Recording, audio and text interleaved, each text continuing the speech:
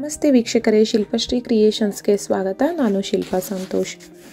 ಇವತ್ತು ನಾನು ನಿಮಗೆ ಒಂದು ಕ್ರೋಶಾ ಕುಚ್ಚು ಡಿಸೈನ್ನ ಹೇಳ್ಕೊಡ್ತಾ ಇದ್ದೀನಿ. 2 ಸ್ಟೆಪ್ಸಲ್ಲಿ ಸಿಂಪಲ್ಲಾಗಿ ಮಾಡ್ಬೋದಾದಂಥ ಡಿಸೈನು, ಜೊತೆಗೆ ರಿಂಗ್ ಬೀಡ್ಸ್ ಹಾಗೆಯೇ ಲಾರ್ಜ್ ಸೈಜ್ದು ರೌಂಡ್ ಮೆಟಲ್ ಬೀಡ್ಸ್ನ ಯೂಸ್ ಮಾಡಿ ಈ ಡಿಸೈನ್ನ ಮಾಡಿದ್ದೀನಿ.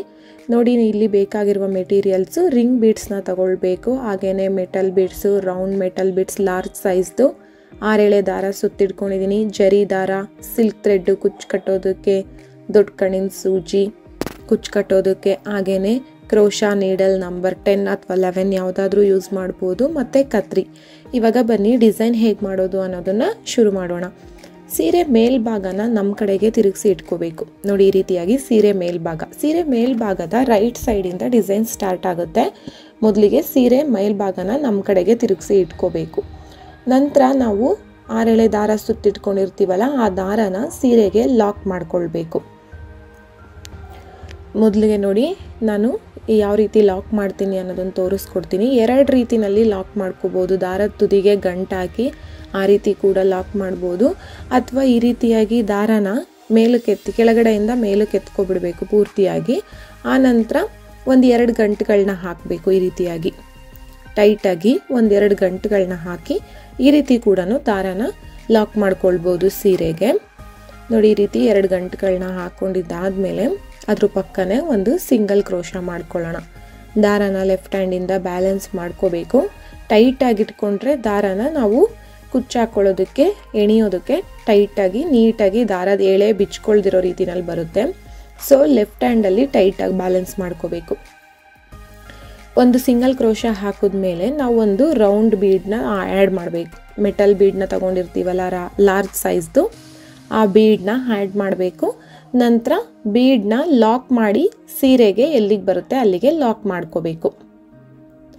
ಮೊದಲಿಗೆ ಬೀಡನ್ನ ಲಾಕ್ ಮಾಡಿನೇ ಸೀರೆಗೆ ಲಾಕ್ ಮಾಡ್ಕೋಬೇಕು. ಲಾಕ್ ಮಾಡಿದ್ದಾದಮೇಲೆ 4 ಚೈನ್ಗಳನ್ನ ಹಾಕಬೇಕು. 4 ಚೈನ್ಗಳನ್ನ ಹಾಕಬೇಕು. 4 ಚೈನ್ಗಳನ್ನ ಹಾಕಿ ಸೀರೆಗೆ ಎಲ್ಲಿಗೆ ಬರುತ್ತೆ ಸರಿಯಾಗಿ ನೋಡಿ ಅಲ್ಲಿಗೆ ಲಾಕ್ ಮಾಡ್ಕೋಬೇಕು. ಸೀರೆಗೆ ಎಲ್ಲಿಗೆ ಬರುತ್ತೆ ಅಂತ ನೋಡಿಕೊಂಡು ಅಲ್ಲಿಗೆ ಲಾಕ್ ಮಾಡ್ಕೋಬೇಕು. ಲಾಕ್ ಮಾಡಿದ್ದಾದಮೇಲೆ ಮತ್ತೆ ಒಂದು ಮೆಟಲ್ ಬೀಡನ್ನ ಆ್ಯಡ್ ಮಾಡಬೇಕು. ಮೆಟಲ್ ಬೀಡ್ ಹಾಕಿದ್ಮೇಲೆ ಬೀಡನ್ನ ಲಾಕ್ ಮಾಡಬೇಕು. ನಂತರ ಸೀರೆಗೆ ಎಲ್ಲಿಗೆ ಬರುತ್ತೆ ಅಲ್ಲಿಗೆ ಲಾಕ್ ಮಾಡ್ಕೋಬೇಕು. ಲಾಕ್ ಮಾಡಿದ್ದಾದಮೇಲೆ ನಾವಿಲ್ಲಿ 3 ಚೈನ್ಗಳನ್ನ ಹಾಕ್ಕೋಬೇಕು. ಫಸ್ಟಿಗೆ 4 ಚೈನ್ ಗ್ಯಾಪ್ ಬರುತ್ತೆ, ಸೆಕೆಂಡ್ಗೆ 3 ಚೈನ್ ಗ್ಯಾಪ್ ಬರಬೇಕು. 3 ಚೈನ್ಗಳನ್ನ ಹಾಕಿ ಸೀರೆಗೆ ಲಾಕ್ ಮಾಡಬೇಕು. ಸೀರೆಗೆ ಲಾಕ್ ಮಾಡಿದ್ದಾದಮೇಲೆ ನಾವಿವಾಗ ಮತ್ತೆ ರಿಂಗ್ ಬೀಡನ್ನ ಆ್ಯಡ್ ಮಾಡಬೇಕು. ರಿಂಗ್ ಬೀಡ್ ಒಳಗಡೆಗೆ ಒಂದು ಮೆಟಲ್ ಬೀಡನ್ನ ಹಾಕಿ ಈ ರೀತಿಯಾಗಿ ಹಾಕ್ಕೋಬೇಕು. ನಂತರ ಸೀರೆಗೆ ಅದನ್ನು ಲಾಕ್ ಮಾಡ್ಕೋಬೇಕು. ರಿಂಗ್ ಬೀಡ್ ಒಳಗಡೆಗೆ ಒಂದು ಮೆಟಲ್ ಬೀಡ್. ನಂತರ ಬೀಡನ್ನ ಲಾಕ್ ಮಾಡ್ಕೋಬೇಕು. ಬೀಡನ್ನ ಲಾಕ್ ಮಾಡಿ ಸೀರೆಗೆ ಬೀಡನ್ನ ಲಾಕ್ ಮಾಡಬೇಕು. ಮೊದಲಿಗೆ ಬೀಡನ್ನ ಲಾಕ್ ಮಾಡಬೇಕು. ನಂತರ ಸೀರೆಗೆ ಎಲ್ಲಿಗೆ ಬರುತ್ತೆ ಅಲ್ಲಿಗೆ ಬೀಡನ್ನ ಲಾಕ್ ಮಾಡ್ಕೋಬೇಕು. ಅದಾದ ನಂತರ ನೆಕ್ಸ್ಟು ಮತ್ತೆ 3 ಚೈನ್ಗಳನ್ನ ಹಾಕಬೇಕು. 3 ಚೈನ್ಗಳನ್ನ ಹಾಕಿ ಸೀರೆಗೆ ಎಲ್ಲಿಗೆ ಬರುತ್ತೆ ಅಲ್ಲಿಗೆ ಲಾಕ್ ಮಾಡ್ಕೋಬೇಕು. ನೆಕ್ಸ್ಟು ಮತ್ತೆ ಒಂದು ಮೆಟಲ್ ಬೀಡನ್ನ ಆ್ಯಡ್ ಮಾಡಬೇಕು. ಬೀಡನ್ನ ಲಾಕ್ ಮಾಡಬೇಕು. ನಂತರ ಸೀರೆಗೆ ಬೀಡನ್ನ ಆ್ಯಡ್ ಮಾಡಬೇಕು. ಬೀಡನ್ನ ಲಾಕ್ ಮಾಡ್ಕೋಬೇಕು. ನೆಕ್ಸ್ಟು ಮತ್ತೆ 4 ಚೈನ್ಗಳನ್ನ ಹಾಕಬೇಕು. 4 ಚೈನ್ಗಳನ್ನ ಹಾಕಿ ಸೀರೆಗೆ ಎಲ್ಲಿಗೆ ಬರುತ್ತೆ ಅಲ್ಲಿಗೆ ಲಾಕ್ ಮಾಡಬೇಕು. ಲಾಕ್ ಮಾಡಿಬಿಟ್ಟು ಒಂದು ಮೆಟಲ್ ಬೀಡನ್ನ ಆ್ಯಡ್ ಮಾಡಬೇಕು. ಒಂದು ಮೆಟಲ್ ಬೀಡನ್ನ ಆ್ಯಡ್ ಮಾಡ್ಕೋಬೇಕು. ಬೀಡನ್ನ ಲಾಕ್ ಮಾಡಬೇಕು. ನಂತರ ಸೀರೆಗೆ ಲಾಕ್ ಮಾಡ್ಕೋಬೇಕು. ನೆಕ್ಸ್ಟು ಮತ್ತೆ 3 ಚೈನ್ಗಳನ್ನ ಹಾಕಬೇಕು. 3 ಚೈನ್ ಹಾಕಿ ಸೀರೆಗೆ ಲಾಕ್ ಮಾಡಬೇಕು. ಲಾಕ್ ಮಾಡಿದ್ದಾದಮೇಲೆ ರಿಂಗ್ ಬೀಡು ಮತ್ತು ಮೆಟಲ್ ಬೀಡನ್ನ ಆ್ಯಡ್ ಮಾಡಬೇಕು. ಬೀಡನ್ನ ಲಾಕ್ ಮಾಡ್ಕೋಬೇಕು. ನಂತರ ಸೀರೆಗೆ ಲಾಕ್ ಮಾಡ್ಕೋಬೇಕು. ಸೀರೆಗೆ ಲಾಕ್ ಮಾಡಬೇಕು. ನೆಕ್ಸ್ಟು ಮತ್ತೆ 3 ಚೈನ್ಗಳನ್ನ ಹಾಕೋಬೇಕು. 3 ಚೈನ್ಗಳನ್ನ ಹಾಕಿ ಸೀರೆಗೆ ಎಲ್ಲಿಗೆ ಬರುತ್ತೆ ಅಲ್ಲಿಗೆ ಲಾಕ್ ಮಾಡ್ಕೋಬೇಕು. ಲಾಕ್ ಮಾಡಿಬಿಟ್ಟು ಒಂದು ಮೆಟಲ್ ಬೀಡ್ನ ಆ್ಯಡ್ ಮಾಡಬೇಕು. ಮೆಟಲ್ ಬೀಡ್ನ ಆ್ಯಡ್ ಮಾಡಬೇಕು, ಲಾಕ್ ಮಾಡಬೇಕು, ಸೀರೆಗೆ ಲಾಕ್ ಮಾಡಬೇಕು. ಆನಂತರ 4 ಚೈನ್ಗಳನ್ನ ಹಾಕಬೇಕು. 4 ಚೈನ್ಗಳನ್ನ ಹಾಕಬೇಕು. 4 ಚೈನ್ಗಳನ್ನ ಹಾಕಿ ಸೀರೆಗೆ ಎಲ್ಲಿಗೆ ಬರುತ್ತೆ ಅಲ್ಲಿಗೆ ಲಾಕ್ ಮಾಡಬೇಕು. ಲಾಕ್ ಮಾಡಿ ಮತ್ತೆ ಒಂದು ಬೀಡ್ನ ಆ್ಯಡ್ ಮಾಡಬೇಕು, ಮೆಟಲ್ ಬೀಡ್ನ. ಸ್ವಲ್ಪ ಕನ್ಫ್ಯೂಸ್ ಅನ್ನಿಸ್ಬೋದು, ಸ್ವಲ್ಪ 1-2 ನೀವು ಹಾಕೋವರೆಗೂ ಸ್ವಲ್ಪ ಕನ್ಫ್ಯೂಸ್ ಆಗುತ್ತೆ, ಯಾಕೆಂದರೆ 4 ಚೈನ್ ಗ್ಯಾಪ್ ಬರುತ್ತೆ ಮತ್ತು 3 ಚೈನ್ ಗ್ಯಾಪ್ ಬರುತ್ತೆ. ಸೊ ಕನ್ಫ್ಯೂಸ್ ಅನ್ನಿಸ್ಬೋದು. ನಾನು ತೋರಿಸ್ತೀನಿ ನಿಮಗೆ ಯಾವ ರೀತಿ ಅದು ಅಂತ. ಸೊ ಆವಾಗ ನಿಮ್ಗೆ ಈಸಿಯಾಗಿ ಅರ್ಥ ಆಗಿಬಿಡುತ್ತೆ. ನೋಡಿ, ಬೀಡ್ನ ಲಾಕ್ ಮಾಡಿದ್ದಾಗಿದೆ. ನೋಡಿ, ಸ್ಟಾರ್ಟಿಂಗು ಒಂದು ಮೆಟಲ್ ಬೀಡ್ ಬರುತ್ತೆ, ಆಮೇಲೆ 4 ಚೈನ್ ಬರುತ್ತೆ. ನೆಕ್ಸ್ಟು ಒಂದು ಮೆಟಲ್ ಬೀಡ್ ಬರುತ್ತೆ, ಆಮೇಲೆ 3 ಚೈನ್ ಬರುತ್ತೆ. ನೋಡ್ತಾ ಇದ್ದೀರಲ್ಲ, ನಾನು ತೋರಿಸ್ತಾ ಇದ್ದೀನಲ್ಲ, ಅದೇ ರೀತಿಯಾಗಿ ನೀವು ಸ್ಯಾರಿಗೆ ಪೂರ್ತಿ ಮಾಡ್ಕೋಬೇಕು. Metal bead, 4 chain, metal bead, ಆಮೇಲೆ 3 ಚೈನು, ಆಮೇಲೆ ರಿಂಗ್ ಬೀಡ್ ಆದಮೇಲೆ ಮತ್ತೆ 3 ಚೈನ್ ಬರುತ್ತೆ, ಒಂದು ಬೀಡ್ ಬರಬೇಕು, 4 ಚೈನ್. 4 ಚೈನ್ ಗ್ಯಾಪ್ ಒಂದ್ಸಲ ಬರುತ್ತೆ, 3 ಚೈನ್ ಗ್ಯಾಪ್ ಒಂದ್ಸಲ ಬರುತ್ತೆ. ಸ್ವಲ್ಪ ನೋಡಿಕೊಂಡು ಮಾಡ್ಕೊಳ್ಳಿ, ಈಸಿಯಾಗಿ ನಿಮಗೆ ಗೊತ್ತಾಗ್ಬಿಡುತ್ತೆ. ನೋಡಿ, ನಾನಿಲ್ಲಿ ಫಸ್ಟ್ ಸ್ಟೆಪ್ನ ಪೂರ್ತಿ ಮಾಡ್ಕೊಂಡಿದ್ದೀನಿ. ಸ್ಟಾರ್ಟಿಂಗ್ಗೆ ನಿಮಗೆ ಬೀಡ್ ಬರುತ್ತೆ. ನೀವು ಬೀಡ್, ರೌಂಡ್ ಬೀಡ್ ಇದನ್ನೇ ಯೂಸ್ ಮಾಡ್ಬೋದು ಅಥವಾ ಬೇರೆ ಥರದ್ದು ಯೂಸ್ ಮಾಡ್ಬೋದು. ಬಟ್ ನಿಮಗೆ ಈ ಬೀಡ್ ತುಂಬ ಚೆನ್ನಾಗಿ ಕಾಣುತ್ತೆ. ಕಂಪ್ಲೀಟ್ ಆದಮೇಲೆ ನೋಡಿ, ನಿಮಗೆ ನಾನು ತೋರಿಸಿರೋ ಅಂಥ ಸೇಮ್ ಬೀಡನ್ನ ಯೂಸ್ ಮಾಡಿ ಡಿಸೈನ್ ಫಿನಿಶಿಂಗ್ ತುಂಬ ಚೆನ್ನಾಗಿ ಬರುತ್ತೆ.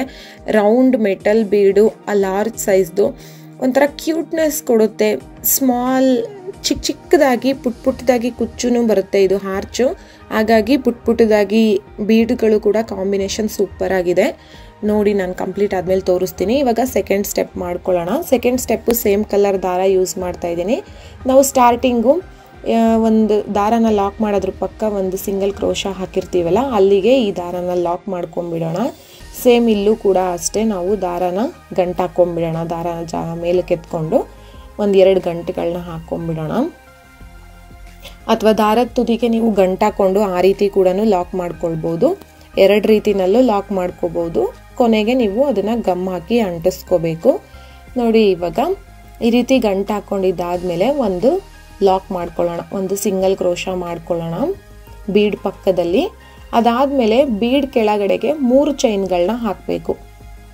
3 ಚೈನ್ಗಳನ್ನ ಹಾಕಿ ಬೀಡ್ನ ಲಾಕ್ ಮಾಡಿದ್ದೀವಲ್ಲ, ಆ ಲಾಕ್ ಮೇಲೆಗೆ ಒಂದು ಲಾಕ್ ಮಾಡ್ಕೋಬೇಕು. ನಾವು ಬೀಡ್ನ ಲಾಕ್ ಮಾಡಿರ್ತೀವಲ್ಲ, ಅದ್ರ ಮೇಲೆಗೆ ಲಾಕ್ ಮಾಡ್ಕೋಬೇಕು. ನೆಕ್ಸ್ಟು 4 ಚೈನ್ ಗ್ಯಾಪಲ್ಲಿ 4 ಚೈನ್ಸ್ನ ಹಾಕ್ಕೋಬೇಕು. 4 ಚೈನ್ ಗ್ಯಾಪ್ ಏನಿದೆ ಅಲ್ಲ, ಅಲ್ಲಿಗೆ 4 ಚೈನ್ನ ಹಾಕ್ಕೋಬೇಕು. ಮತ್ತು ನಾವು ಲಾಕ್ ಮಾಡಿದ್ದೀವಲ್ಲ, ಆ ಲಾಕ್ ಮೇಲೆ ಒಂದು ಲಾಕ್ ಮಾಡ್ಕೋಬೇಕು. ಮತ್ತು ಬೀಡ್ ಕೆಳಗಡೆಗೆ 3 ಚೈನ್ಗಳನ್ನ ಹಾಕ್ಕೋಬೇಕು. 3 ಚೈನ್ಗಳನ್ನ ಹಾಕಿ ಬೀಡ್ ಲಾಕ್ ಎಲ್ಲಿದೆ ಅದ್ರ ಮೇಲೆ ಲಾಕ್ ಮಾಡ್ಕೋಬೇಕು. ಈ ರೀತಿ ಮಾಡ್ಕೊಂಡಿದ್ದಾದಮೇಲೆ ನೆಕ್ಸ್ಟು 3 ಚೈನ್ ಗ್ಯಾಪ್ ಬರುತ್ತೆ ನಿಮಗೆ. ಆ 3 ಚೈನ್ ಗ್ಯಾಪ್ ಒಳಗಡೆಗೆ ಒಂದು ಸಿಂಗಲ್ ಕ್ರೋಶ ಮಾಡ್ಕೋಬೇಕು. 3 ಚೈನ್ ಗ್ಯಾಪ್ ಇದೆಯಲ್ಲ, ಅದ್ರ ಒಳಗಡೆಗೆ ಒಂದು ಸಿಂಗಲ್ ಕ್ರೋಶ ಮಾಡ್ಕೋಬೇಕು. ಅದಾದಮೇಲೆ ನೆಕ್ಸ್ಟು ರಿಂಗ್ ಬೀಡ್ಗೆ ನಾವು ಕಂಬನ ಹಾಕಬೇಕು, ಅಂದರೆ ಡಬಲ್ ಕ್ರೋಶ ಮಾಡ್ಕೊಳ್ಬೇಕು. ರಿಂಗ್ ಬೀಡ್ ಒಳಗಡೆಗೆ ಡಬಲ್ ಕ್ರೋಶ ಮಾಡಬೇಕು. ಒಂದು ಕಂಬ ಹಾಕ್ಕೊಂಡಿದ್ದಾದಮೇಲೆ 3 ಚೈನ್ಗಳನ್ನ ಹಾಕಬೇಕು. 3 ಚೈನ್ ಹಾಕಿ ಕಂಬದ ಮೇಲಿಗೆ ಅದನ್ನು ಲಾಕ್ ಮಾಡಬೇಕು. ನಾವೇನು ಕಂಬ ಹಾಕ್ಕೊಂಡ್ವಿ ಅಲ್ಲ, ಆ ಕಂಬದ ಮೇಲಕ್ಕೆ ಲಾಕ್ ಮಾಡಬೇಕು. ಸೊ ನಿಮಗೆ ಡಬಲ್ ಕ್ರೋಶ ಮಾಡೋದು ಹೇಗೆ ಅನ್ನೋದು ಗೊತ್ತು, ಆಲ್ಮೋಸ್ಟು. ಗೊತ್ತಿಲ್ಲ ಅಂದವರು ನೋಡ್ಕೊಳ್ಳಿ, ನಿಧಾನವಾಗಿ ನಾನು ತೋರಿಸ್ಕೊಡ್ತಾ ಇದ್ದೀನಿ. ಒಂದು ಕಂಬ ಹಾಕಿದ್ಮೇಲೆ 3 ಚೈನ್ಗಳನ್ನ ಹಾಕಬೇಕು, ಮತ್ತು ಕಂಬಕ್ಕೆ ನಾವು ಲಾಕ್ ಮಾಡಬೇಕು. ಲಾಕ್ ಮಾಡಿದ್ಮೇಲೆ ಕಂಬ ಹೇಗೆ ಮಾಡೋದು ಡಬಲ್ ಕ್ರೋಶ ಅಂತ ಹೇಳ್ತೀನಿ ನೋಡಿ. ನೀಡಲ್ ಮೇಲೆ ಒಂದು ಬಾರಿ ದಾರ ಸುತ್ಕೊಳ್ಳಿ. ರಿಂಗ್ ಒಳಗಡೆಯಿಂದ ದಾರನ ಮೇಲಕ್ಕೆ ಎತ್ಕೋಬೇಕು. ನಂತರ 2ರಲ್ಲಿ 1 ಇದು ಡಬಲ್ ಕ್ರೋಶ ನಿಮಗೆ. ಅದು ಒಂದು ಕಂಬ ಹಾಕೋದ್ಮೇಲೆ 3 ಚೈನ್ಗಳನ್ನ ಹಾಕಬೇಕು. 3 ಚೈನ್ಗಳನ್ನ ಹಾಕಿ ಕಂಬದ ಮೇಲಕ್ಕೆ ಲಾಕ್ ಮಾಡಬೇಕು. ನೋಡಿ, ಈ ರೀತಿಯಾಗಿ ನಾವು ಡಿಸೈನ್ನ ಮಾಡಬೇಕು. ನಮಗೆ ಟೋಟಲ್ ಆಗಿ ಫಸ್ಟ್ ಆರ್ಚ್ ಎಷ್ಟು ಕಂಬಗಳು ಇಡಿಸುತ್ತೆ ಅಂತ ನೋಡಿಕೊಂಡು ಮಾಡ್ಕೋಬೇಕು. ಆ ರಿಂಗ್ ಬೀಡ್ ಒಳಗಡೆಗೆ ಸುಮಾರು 10ರಿಂದ 12 ಕಂಬಗಳು ಇಡಿಸುತ್ತೆ. ಸೊ ನೋಡಿ ಮಾಡ್ಕೋಬೇಕು. ಟೈಟಾಗಿ ಕೂತ್ಕೊಳ್ಳೋ ರೀತಿನಲ್ಲಿ ನೋಡಿಕೊಂಡು ಮಾಡ್ಕೋಬೇಕು. 10, 11, 12 ನೀವು ಎಷ್ಟು ಇಡ್ಸುತ್ತೆ ಅಷ್ಟು ಹಾಕೋಬೋದು. ಇಷ್ಟೇ ಹಾಕ್ಕೋಬೇಕು ಅಷ್ಟೇ ಹಾಕ್ಕೋಬೇಕಂತ ಏನಿಲ್ಲ, ನೋಡ್ಕೊಂಡು ಮಾಡ್ಕೊಳ್ಳಿ. ನಾನಿಲ್ಲಿ ಟೋಟಲ್ ಆಗಿ 10 ಕಂಬಗಳನ್ನ ಹಾಕ್ಕೊಳ್ತಾ ಇದ್ದೀನಿ. ಇದು ಲಾಸ್ಟ್ ಕಂಬ, 10ನೇ ಕಂಬ. 10 ಕಂಬಗಳು ಇಡ್ಸಿದೆ. 10, 11 ಈ ರೀತಿಯಾಗಿ ಮಾಡ್ಕೋಬೋದು. ಬಟ್ ನೀವು ನೋಡ್ಕೊಂಡು ಮಾಡ್ಕೊಳ್ಳಿ. ನೋಡಿ, ಕಂಬ ಹಾಕಿದ್ಮೇಲೆ 3 ಚೈನ್ ಹಾಕಿ ಕಂಬದ ಮೇಲೆಗೆ ಲಾಕ್ ಮಾಡಬೇಕು.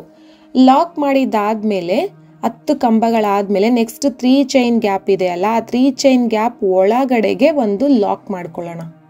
3 ಚೈನ್ ಗ್ಯಾಪ್ ಒಳಗಡೆಗೆ ಒಂದು ಲಾಕ್ ಮಾಡಿ, ನೆಕ್ಸ್ಟ್ ನಾವು ಬೀಡ್ನ ಲಾಕ್ ಮಾಡಿದ್ದೀವಲ್ಲ ಆ ಲಾಕ್ ಮೇಲೆ ಒಂದು ಲಾಕ್ ಮಾಡ್ಕೋಬೇಕು. ಲಾಕ್ ಮೇಲೆ ಒಂದು ಲಾಕ್ ಮಾಡಬೇಕು. ನೆಕ್ಸ್ಟು ಬೀಡ್ ಕೆಳಗಡೆಗೆ 3 ಚೈನ್ಗಳನ್ನ ಹಾಕೋಬೇಕು. ಬೀಡ್ನ ಎಲ್ಲಿಗೆ ಲಾಕ್ ಮಾಡಿದ್ದೀವಿ ಅದ್ರ ಮೇಲೆ ಒಂದು ಲಾಕ್ ಮಾಡಬೇಕು. ಲಾಕ್ ಮಾಡಿಬಿಟ್ಟು ಮತ್ತೆ 4 ಚೈನ್ ಗ್ಯಾಪ್ ಏನಿದೆ ಅಲ್ಲ ಆ 4 ಚೈನ್ ಗ್ಯಾಪ್ಗೆ 4 ಚೈನ್ಸ್ ಹಾಕಬೇಕು. 4 ಚೈನ್ ಗ್ಯಾಪ್ಗೆ 4 ಚೈನ್ಗಳನ್ನ ಹಾಕೋಬೇಕು. ಮತ್ತು ಲಾಕ್ ಎಲ್ಲಿಗೆ ಫಸ್ಟ್ ಸ್ಟೆಪ್ಪಲ್ಲಿ ಲಾಕ್ ಮಾಡಿದ್ದೀವಿ ಆ ಲಾಕ್ ಮೇಲೆ ಒಂದು ಲಾಕ್ ಮಾಡ್ಕೋಬೇಕು. ನೆಕ್ಸ್ಟು ಬೀಡ್ ಕೆಳಗಡೆಗೆ ಮತ್ತೆ 3 ಚೈನ್ಗಳನ್ನ ಹಾಕಬೇಕು. ಮತ್ತು ಲಾಕ್ ಎಲ್ಲಿ ಮಾಡಿದ್ದೀವಿ ಅಲ್ಲಿಗೆ ಒಂದು ಲಾಕ್ ಮಾಡಬೇಕು. ಆಮೇಲೆ ನೆಕ್ಸ್ಟ್ ಮತ್ತೆ ಹಾರ್ಚ್ ಮಾಡಬೇಕು. ನೆಕ್ಸ್ಟ್ 3 ಚೈನ್ ಗ್ಯಾಪ್ ಒಳಗಡೆಗೆ ಒಂದು ಸಿಂಗಲ್ ಕ್ರೋಶಾ ಮಾಡಬೇಕು. ಸಿಂಗಲ್ ಕ್ರೋಶಾ ಮಾಡಿಕೊಂಡು ನೆಕ್ಸ್ಟು ಕಂಬನ ಹಾಕಬೇಕು. ಡಬಲ್ ಕ್ರೋಶಾ, ರಿಂಗ್ಗೆ ಡಬಲ್ ಕ್ರೋಶಾ ಮಾಡ್ಕೋಬೇಕು. ಸೇಮ್ ಫಸ್ಟ್ ಇದರಲ್ಲಿ 10 ಕಂಬಗಳನ್ನ ಹಾಕಿದ್ದೀರಾ ಅಂದರೆ ಎಲ್ಲ ಆರ್ಚುಗಳನ್ನು ಸೇಮ್ 10 ಕಂಬಗಳನ್ನ ಹಾಕಿನೇ ಮಾಡ್ಕೊಳ್ಳಿ. ಆವಾಗ ಪ್ರತಿಯೊಂದು ಆರ್ಚು ಒಂದೇ ಸಮನಾಗಿ ಕಾಣಿಸುತ್ತೆ. ನೀವು ಒಂದರಲ್ಲಿ 10, 11, 12 ಈ ರೀತಿಯಾಗಿ ವೇರಿಯೇಷನ್ ಮಾಡಿದ್ರೆ ಒಂದೊಂದು ಕಂಬ ಒಂದೊಂದು ಸೈಜ್ ಆಗಿಬಿಡುತ್ತೆ. ಸೊ ಹಾಗಾಗಿ ಒಂದೇ ಸಮನಾಗಿ ಮಾಡ್ಕೋಬೇಕು. ಇವಾಗ ನಾವು ಇದಕ್ಕೆ ಕುಚ್ಚುಗಳನ್ನ ಕಟ್ಕೊಳ್ಳೋಣ. ಆಪೋಸಿಟ್ ಕಲರಿಂದ ನಾನು ಕುಚ್ಚನ್ನ ಕಟ್ಕೊಳ್ತಾ ಇದ್ದೀನಿ. ನಾವು 4 ಚೈನ್ ಗ್ಯಾಪ್ ಏನು ಬಿಟ್ಟಿದ್ದೀವಲ್ಲ ಅಲ್ಲಿಗೆ ಕುಚ್ಚನ್ನ ಕಟ್ಕೋಬೇಕು. ನೋಡಿ, ಸ್ಟಾರ್ಟಿಂಗ್ ಸ್ವಲ್ಪ ಗಂಟಾಕಿ ಎಕ್ಸ್ಟ್ರಾ ಥ್ರೆಡ್ ಬಿಟ್ಟಿರ್ತೀವಲ್ಲ ಅದನ್ನು ಕೂಡ ಸೇರಿಸ್ಕೊಂಡು ಈ ರೀತಿಯಾಗಿ ಕುಚ್ಚು ಕಟ್ಟುವಾಗ ಸೇರಿಸ್ಕೊಂಡು ಮಾಡ್ಕೊಂಡ್ಬಿಟ್ರೆ ನೀವು ಗಮ್ ಹಾಕಿ ಅಂಟಿಸ್ಕೊಳ್ಳೋ ಚಾನ್ಸಸ್ ಇರೋದಿಲ್ಲ. ಅದು ಏನು ಬಿಚ್ಚೋಗೋ ಚಾನ್ಸಸ್ಸು ಇರೋದಿಲ್ಲ. ಯಾಕೆಂದರೆ ಕುಚ್ಚು ಒಳಗಡೆಗೆ ಕೂತ್ಕೊಂಡು ಟೈಟಾಗಿ ನಾವು ಕಟ್ಕೊಳ್ಳೋದ್ರಿಂದ ಅದು ಟೈಟಾಗಿ ಕೂತ್ಕೊಂಡ್ಬಿಡುತ್ತೆ. ನಿಮಗೆ ಡಿಸೈನು ಬಿಚ್ಚೋಗುತ್ತೆ, ನಾವು ಗ್ಲೂ ಹಾಕಿ ಅಂಟಿಸ್ಬೇಕು ಅನ್ನೋ ಯಾವ ಟೆನ್ಷನ್ನು ಇರೋದಿಲ್ಲ. ಈ ರೀತಿಯಾಗಿ ಥ್ರೆಡ್ನ ಕುಚ್ಚು ಒಳಗಡೆಗೆ ಹಾಕಿ ಕಟ್ಕೊಬಿಡಿ. ಅದಾದಮೇಲೆ ಜರಿ ದಾರ, 2 ಎಳೆ ಜರಿ ದಾರನ ತಗೊಂಡು ಕುಚ್ಚನ್ನು ಟೈಟಾಗಿ ಕಟ್ಕೋಬೇಕು. ಸೊ ನೋಡ್ತಾ ಇದ್ದೀರಲ್ಲ, ನಾನಿಲ್ಲಿ ಆಪೋಸಿಟ್ ಕಲರ್ ಮೆರೂನ್ ಕಲರ್ ದಾರದಿಂದ ಕುಚ್ಚನ್ನು ಕಟ್ಕೊಳ್ತಾ ಇದ್ದೀನಿ. ಮೆಹಂದಿ ಕಲರ್ ದಾರದಿಂದ ನಾವು ಫಸ್ಟ್ ಆರ್ಚ್ಗಳನ್ನ ಮಾಡ್ಕೊಂಡಿದ್ದೀವಿ. ಇವಾಗ ಮೆರೂನ್ ಕಲರ್ ದಾರದಿಂದ ಟೈಟಾಗಿ ಕುಚ್ಚನ್ನು ಕಟ್ಕೊಬೇಕು. ಜರಿ ದಾರ ನಾವು ಏನು ಗಂಟು ಹಾಕಿರ್ತೀವಲ್ಲ ಆ ಗಂಟು ಒಳಗಡೆಯಿಂದ ಥ್ರೆಡ್ನ ಕೆಳಗೆ ಎತ್ಕೊಂಡ್ಬಿಟ್ಟು ಪುಟ್ಟದಾಗಿ ಕುಚ್ಚನ್ನ ಕಟ್ಕೊಳ್ಳೋಣ. ಯಾಕೆಂದರೆ ಆರ್ಚು ಪುಟ್ಟದಾಗಿರೋದ್ರಿಂದ ಪುಟ್ಟದಾಗಿ ಕುಚ್ಚುಗಳನ್ನ ಕಟ್ಕೊಂಡ್ರೆ ತುಂಬ ಚೆನ್ನಾಗಿ ಕಾಣಿಸುತ್ತೆ. ನೋಡ್ತಾ ಇದ್ದೀರಲ್ಲ ಎಷ್ಟು ಕ್ಯೂಟಾಗಿದೆ ಅಂತ ಹೇಳ್ಬಿಟ್ಟು, ಡಿಸೈನು ಎಷ್ಟು ಸಖತ್ತಾಗಿ ಬಂದಿದೆ ನೋಡಿ. ಪುಟ್ಟದಾಗಿ ಕಡಿಮೆ ಸಮಯದಲ್ಲಿ ನೀವು ಈ ರೀತಿಯಾಗಿ ಡಿಸೈನ್ನ ಮಾಡ್ಕೋಬೋದು. ಮತ್ತು ಕ್ಯೂಟಾಗಿರುತ್ತೆ, ಡಿಸೈನ್ ಕೂಡ ತುಂಬ ಚೆನ್ನಾಗಿ ಬರುತ್ತೆ. ಫಿನಿಶಿಂಗು, ಆ ಬೀಡ್ಸು ಎಷ್ಟು ಚೆನ್ನಾಗಿ ಕಾಣಿಸ್ತಾ ಇದೆ ಅಂತ ನೋಡಿದ್ರಲ್ಲ. ನೀವು ಕೂಡ ಮನೆಯಲ್ಲಿ ಈ ಡಿಸೈನ್ನ ಟ್ರೈ ಮಾಡಿ ನೋಡಿ. ಇಷ್ಟ ಆದರೆ ದಯವಿಟ್ಟು ಲೈಕ್ ಮಾಡಿ, ಶೇರ್ ಮಾಡಿ ಹಾಗೂ ಕಮೆಂಟ್ ಮಾಡಿ. ಇದೇ ಮೊದಲನೇ ಬಾರಿಗೆ ನಮ್ಮ ಚಾನಲ್ನ ನೋಡ್ತಾ ಇದ್ದರೆ ದಯವಿಟ್ಟು ಸಬ್ಸ್ಕ್ರೈಬ್ ಆಗಲು ಮರಿಬೇಡಿ ವೀಕ್ಷಕರೇ. ಹಾಗೂ ಈ ವಿಡಿಯೋ ನೋಡಿದ್ದಕ್ಕಾಗಿ ತುಂಬ ಧನ್ಯವಾದಗಳು.